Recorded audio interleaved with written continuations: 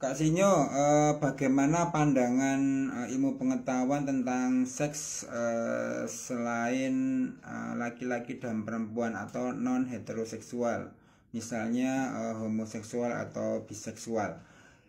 Ya, secara umum baik sebelum ada pemerintahan berupa itu negara atau kerajaan dan sesudahnya dengan lewat lembaga pernikahan, ya taunya dari zaman dulu laki-laki dan perempuan. Kemudian tahun 60-an itu mulai ada orang baik itu lewat lembaga resmi atau perorangan, misalnya lewat tulisan, menginginkan bahwa tindakan seks sesama jenis itu juga dianggap sebagai sesuatu yang wajar atau normal seperti laki-laki dan perempuan.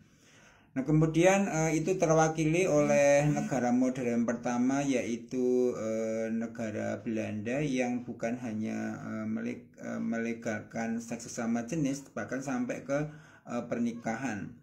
Nah, kalau ilmu pengetahuan terpecah menjadi dua. Salah satu contohnya misalnya APA, Asosiasi Psikiatri Amerika, itu yang awalnya di DSM-1 dan DSM-2. DSM itu kitab rujukan untuk menentukan apakah seseorang mengalami gangguan jiwa atau tidak. Itu yang awalnya masih dianggap sebagai gangguan jiwa, tindakan seks homoseksual termasuk orientasinya, itu di DSM-3 mulai dikeluarkan dengan berbagai pertimbangan sampai di DSM-5 misalnya. Sementara kemudian muncul lembaga yang lain misalnya yang menolak hal itu. Maksudnya selama ilmu pengetahuan itu masih terbuka, maka seharusnya tidak dipolitisir. Contohnya adalah NAT ya. NAT ini yang kumpulan dari ilmuwan yang ingin menerapi orang-orang yang mempunyai orientasi seks selain